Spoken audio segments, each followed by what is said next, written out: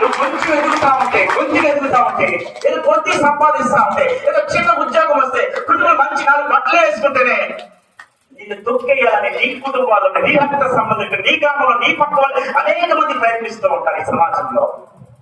ఆయన అంటున్నాడు, వాళ్ళు ఎవరు ప్రయత్నం చేసినా కానీ నీ కుటుంబాన్ని నేను నది ఏ రీతిగా ఎన్ని అడ్డుకట్టలు వేసిన ఆపలేదు, అంతే రీతిగా నీ కుటుంబాన్ని నేను ఆశీర్వదించుకుంటూ వెళ్తాను.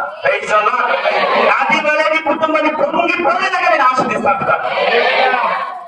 ఎన్నిటి కారణం ఎక్కడుందండి? చిన్న లోపడే స్వభావమేనండి. దేవుడు ఒక మాట చెప్తే వినాలి. వ్యభిచారం చేయొద్దన్నాడు, మానేసేయాలి. అబద్ధాలు ఆడుతున్నాడు, మానేసేయాలి. ఈ భార్య తప్ప, ఈ భర్తలు తప్ప తోటి వారి కళలో సైతం వారిని ఆశించుకోలేదు చెప్పాడు. ఆశించుకొని ఉండాలి.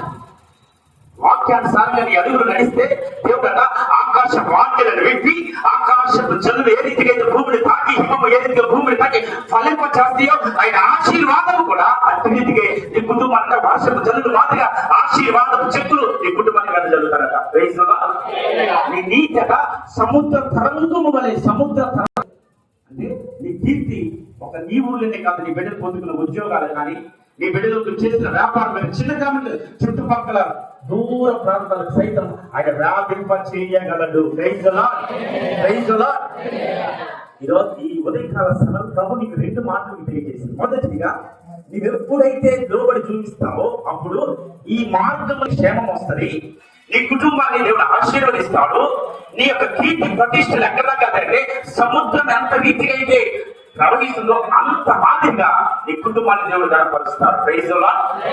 కేవలం ప్రియమైన దేవుని సంగమా, లోబడటంలోనే ఉంది ఆశీర్వాదం. మొట్టమొదటిగా ఇన్స్టెంట్ ఒబీడియన్స్ గా ఉండాలి. అంటే చెప్పిన వెంటనే లోబడాలి. నేను 2 నిమిషాలు ముగిస్తాను, సమయం లేదు నాకు తెలుసు.